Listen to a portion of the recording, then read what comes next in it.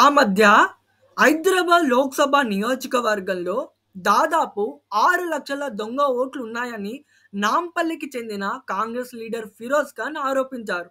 తాజాగా హైదరాబాద్ బీజేపీ అభ్యర్థి కొంపెల్ల మాధవిలత సైతం ఆప్కి అదాలత్ కార్యక్రమంలో మాట్లాడుతూ అసదుద్దీన్ ఓవైసీ ప్రతిసారి సుమారు 5,00,000 మెజారిటీతోనే ఎలా గెలుస్తున్నారని అనుమానం వ్యక్తం చేశారు.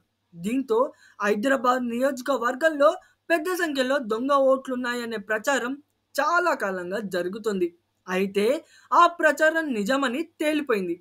తాజాగా హైదరాబాద్ పరిధిలో పెద్ద సంఖ్యలో నకిలీ ఓట్లను తొలగించినట్లు గ్రేటర్ కమిషనర్ రొనాల్డ్ రోజ్ తెలిపారు.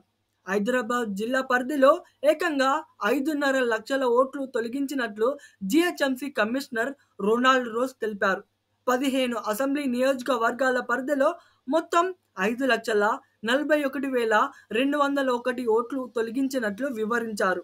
ఇందులో మరణించిన ఓటర్ల సంఖ్య 47,141 కాగా మారిన ఓటర్లు 4,39,801.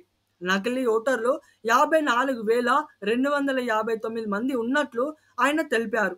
తమకు వచ్చిన ఫిర్యాదుల ఆధారంగా ఓటర్ల జాబితాను పరిశీలిస్తున్న సమయంలో చాలా మంది తప్పుడు సమాచారంతో ఓటు నమోదు చేసుకున్నట్లు తమ దృష్టికి వచ్చినట్లు రొనాల్డ్ రోస్ వివరించారు.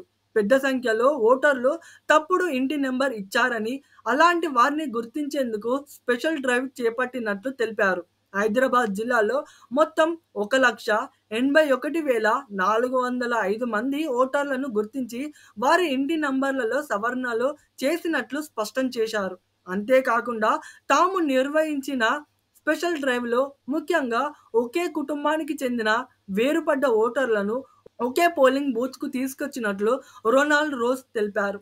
పోలింగ్ శాతాన్ని ఓటర్లకు సౌకర్యంగా ఉండేందుకు మేము తీసుకున్న ప్రధాన చర్యల్లో ఒకటి కుటుంబంలోని చీలిపోయిన ఓటర్లను ఒకే పోలింగ్ స్టేషన్కు తీసుకురావడం. హైదరాబాద్ జిల్లాలో మొత్తం 3,78,713 ఓట్లలోని తప్పులను సరిచేశాం. తద్వారా ఒక కుటుంబంలోని చీలిక ఓటర్లను ఒకే పోలింగ్ కేంద్రానికి తీసుకువస్తున్నాం అని ఆయన చెప్పారు. సో ఇది సంగతి.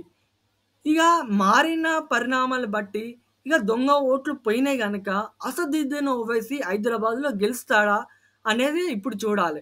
నిజంగా హైదరాబాద్ ప్రజల కోసం అసదుద్దీన్ ఓవైసీ ఏమన్నా చేసి ఉంటే ఈ దొంగ ఓట్లు పోయిన తర్వాత కూడా అసదుద్దీన్ ఓవైసీ గెలుస్తాడు. లేదు, ఇన్నాళ్ళుగా ఓల్డ్ సిటీ ప్రజలకు అసదుద్దీన్ ఓవైసీ అన్యాయం చేసి ఉంటే ఇప్పుడు అక్కడ వేరే అభ్యర్థి గెలిచే అవకాశం ఉంది. కొంపెల్లి మాధవిలత మాత్రం ఈ దొంగ ఓట్లు పోతే నన్ను నమ్మి ఓల్డ్ సిటీ ప్రజలు నన్నే ఎంపీ అభ్యర్థిగా గెలిపించుకుంటారని ధీమా వ్యక్తం చేస్తుంది. సో ఆమె కాన్ఫిడెంట్గా ఉన్న ప్రకారం హైదరాబాద్ లోక్సభ స్థానంలో కొంపెల్ల మాధవిలత గెలుస్తారా, లేదా దొంగ ఓట్లు పోయినా కానీ మళ్ళా అసదుద్దీన్ ఓవైసీ గెలుస్తాడా అనేదే చూడాలి.